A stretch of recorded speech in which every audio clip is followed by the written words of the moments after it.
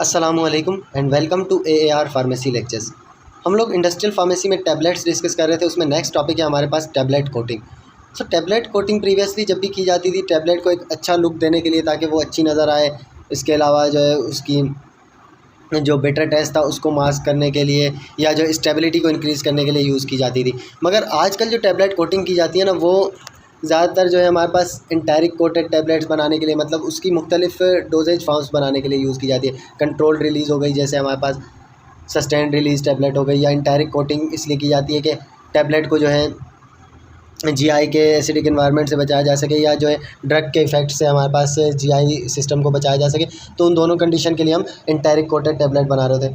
तो अब हमारे पास मुख्तलिफ टैबलेट कोटिंग की टाइप्स हैं। शुगर कोटिंग हो गई, फिल्म कोटिंग, कंप्रेशन कोटिंग या एंटारिक कोटिंग।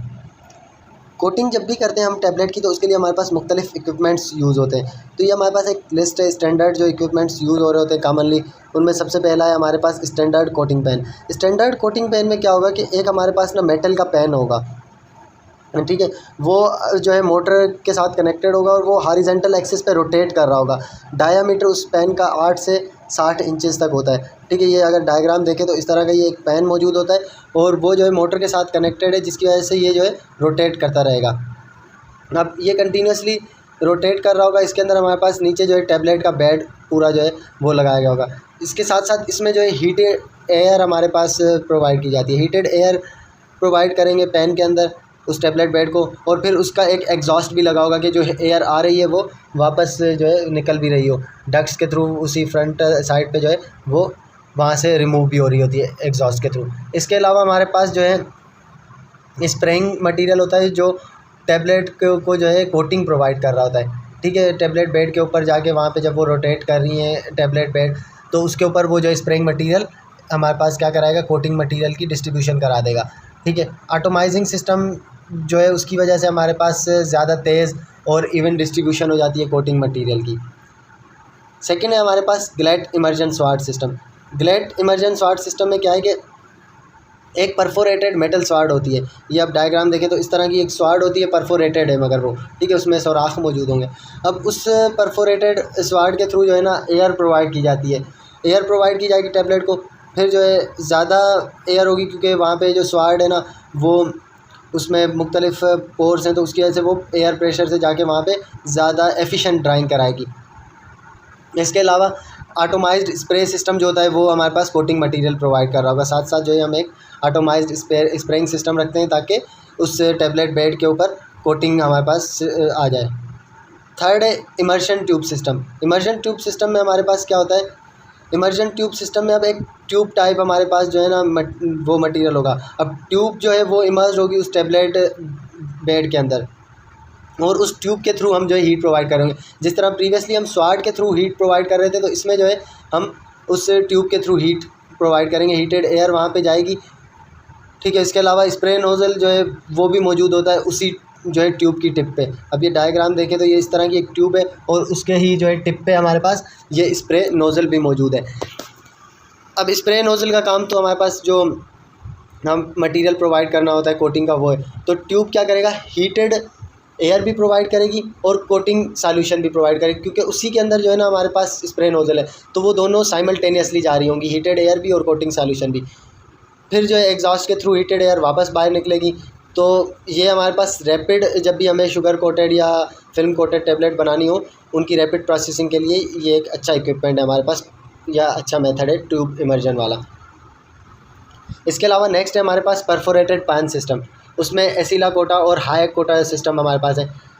इनमें जो है परफोरेटेड या पार्शली परफोरेटेड ड्रम होता है, वो अपने हॉरिजॉन्टल एक्सिस पे रोटेट कर रहा होता है। आप डायग्राम में देखेंगे तो ये एक ड्रम टाइप है, ठीक है। वो अपने जो है ना एक्सिस पे रोटेट कर रहा है, और उसके अंदर एक परफोरेशन मौजूद है। अब परफोरेशन होगी उसी ड्रम के अंदर, तो ड्राइंग एयर जो है ना वो आएगी। जैसे ही हमारे पास टैबलेट बेड के ऊपर वो एयर वहाँ पे ड्राइंग प्रोवाइड कर देगी, तो उसके बाद वो जो है उन परफोरेशन के थ्रू निकल के जाएगी। जो ड्रम के अंदर परफोरेशन मौजूद थी ना, उससे वो एयर एग्जॉस्ट होगी। कोटिंग सॉल्यूशन जो है ना वो स्प्रेइंग नोज़ल की मदद से प्रोवाइड की जाती है, जो ड्रम के अंदर स्प्रेइंग नोज़ल लगे हुए होते हैं। ये भी जो है हमारे पास एक high efficiency, high coating capacity वाला जो है सिस्टम है, जो एफिशिएंट ड्राइंग भी साथ साथ प्रोवाइड कर रहा होता है। ये भी हमारे पास जो शुगर कोटिंग और फिल्म कोटिंग टैबलेट्स हैं उनके लिए यूज़ किया जा सकता है। इसके अलावा ड्राई कोटर पैन अगर हम देखें, ये जो है ना परफोरेटेड या पार्शली परफोरेटेड ड्रम मौजूद होता है जो अपने हॉरिजेंटल एक्सिस पे रोटेट कर रहा है। जिस तरह प्रीवियसली हमारे पास था एसिडा कोटा वगैरह में, इसमें भी सेम वही परफोरेटेड हमारे पास ड्रम है जो अपने हॉरिजेंटल एक्सिस पे रोटेट करेगा। मगर इस पर अगर हम देखें ना तो इसमें परफोरेटेड रिब्स भी मौजूद है हमारे पास। जो एयर इंट्रोड्यूस होती है ना वो इन परफोरेटेड रिब्स के थ्रू होती है। मीन्स ये ड्रम के आप अगर डायग्राम में देखें तो चारों तरफ हमारे पास परफोरेटेड रिब्स मौजूद है। तो एयर जो इंट्रोड्यूस होगी ना वो इन परफोरेटेड रिब्स के थ्रू एयर इंट्रोड्यूस होगी, ठीक है, उस हमारे पास टेबलेट बेड के अंदर।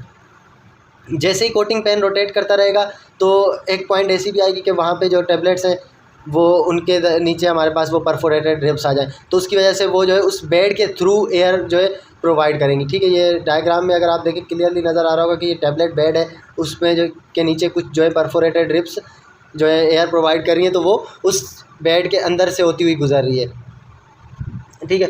और इसके अलावा जो हमारे पास एग्जॉस्ट है वो बैक साइड पे लगा हुआ होता है पैन के, ठीक है। वहाँ से एयर जो आ रही है ड्राइंग के बाद वो रिमूव होगी।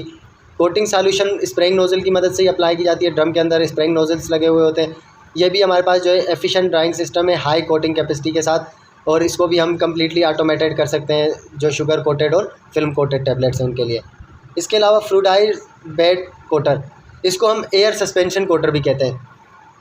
इसमें जो है ना फ्लूइडाइजेशन हो रही होती है टैबलेट मास की, मतलब एक कॉलम टाइप चैम्बर होता है, उसके अंदर जो है एयर का अपवर्ड फ्लो हो रहा होता है, ठीक है। ड्राइंग एयर नीचे से ऊपर की तरफ मूव हो रही होती है, तो इसीलिए वो जो है उसकी वजह से मूव कर रही होती है हमारी टैबलेट्स। तो एयर जैसे इंटर होगी ना नीचे से कॉलम के, तो टैबलेट सेंटर से ऊपर उठना शुरू करेंगी, ठीक है।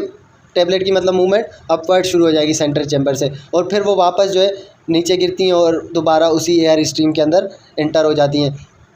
तो इस तरह जो है बार बार जो नीचे से एयर आ रही होती है वो हमारे पास जो सिस्टम मतलब टैबलेट को का बेड लगा हुआ है उसको वो मूव करा रहा होता है अपवर्ड, और फिर वो वापस आके दोबारा उसी एयर स्ट्रीम में गिर रही होती है। कोटिंग सॉल्यूशन को जो है ना कंटिन्यूसली स्प्रेइंग नोज़ल की मदद से अप्लाई किया जा सकता है, टॉप ऑफ द चैम्बर से भी या बॉटम ऑफ द चैम्बर। हम ऊपर या नीचे किसी भी साइड से जो है स्प्रेइंग नोज़ल फिक्स कर देंगे ताकि वो कंटिन्यूसली हमें कोटिंग सॉल्यूशन प्रोवाइड करें। ऐसी टैबलेट जो फ्राइबल है, मतलब जो अपना जो है मटेरियल लूज़ करती हों या जिनमें चिपिंग के चांसेस हों, उनके एजेस वगैरह ब्रेक होते हों, ठीक है, तो वो इस मेथड के थ्रू जो है कोटेड नहीं की जा सकती उनकी, ठीक है। ये अगर डायग्रामेटिकली हम देखें तो इसमें जो है नीचे से ये एयर आ रही है तो वो टैबलेट्स को ऊपर मूव करा रही है और फिर वो कोटिंग चैम्बर में वापस टैबलेट आके गिर रही हैं। इसके अलावा स्प्रे नोज़ल्स हमारे पास दो तरह की, एक हाई प्रेशर एयरलेस और दूसरी लो प्रेशर विथ एयर वाली है। हाई प्रेशर एयरलेस नोज़ल्स जो है हमारे पास, इनमें जो लिक्विड पंप किया जाता है ना वो हाई प्रेशर पे किया जाता है। 250 से 3000 पाउंड्स पर स्क्वायर गैज इतना प्रेशर जो है लिक्विड का प्रोवाइड किया जाता है। और इसकी अगर हम उसकी साइज़ देखें ओरिफाइस की, मतलब जो सुराख इनमें बना हुआ होता है नोज़ल में, वो बहुत स्मॉल ओपनिंग वाला होता है। 0.009 से लेके 0.02 इंचेस तक होता है।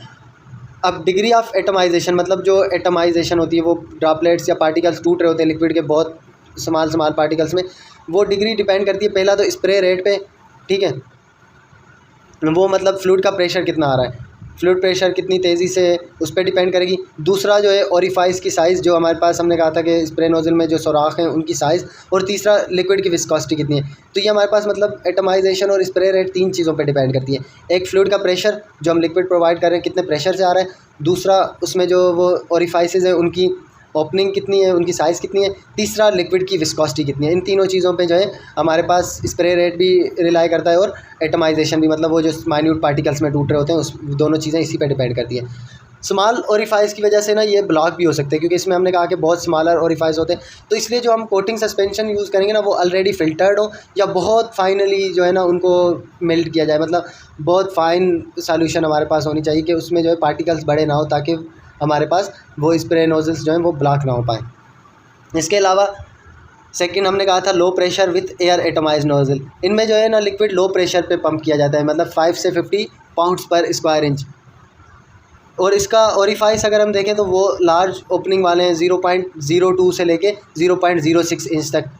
एयर जो है इसमें अलग ओरिफाइस के, तो अब जैसे उसमें हमारे पास एयर अलग से हमें नहीं देनी पड़ रही थी, तो इसमें जो है हमें एयर अलग ओरिफाइस के थ्रू देनी पड़ती है 5 से 50 पाउंड्स पर स्क्वायर इंच। अब डिग्री ऑफ एटमाइजेशन जो है वो कंट्रोल की जाती है फ्लूइड प्रेशर से, उसके अलावा ओरिफाइस से, विस्कोसिटी ऑफ लिक्विड। तीन तो अब सेम चीज़ हो गई, वही फ्लूइड प्रेशर हो गया, ओरिफाइस हो गया और विस्कोसिटी। अब इसके अलावा इसमें जो है एयर प्रेशर और एयर केप डिज़ाइन भी एक्स्ट्रा आ जाते हैं, क्योंकि इसमें हम एक्स्ट्रा एयर भी प्रोवाइड कर रहे हैं। डायग्रामेटिकली अगर हम देखें स्प्रे नोजल्स को, तो एक हाई प्रेशर वाला है, उसमें सिर्फ जो है हम लिक्विड फीड प्रोवाइड कर रहे हैं, जबकि लो प्रेशर वाले में लिक्विड फीड के साथ साथ एयर स्ट्रीम भी प्रोवाइड की जा रही है। बहुत शुक्रिया वीडियो लेक्चर को देखने का। नेक्स्ट इंशाल्लाह हम कैप्सूल से स्टार्ट करेंगे।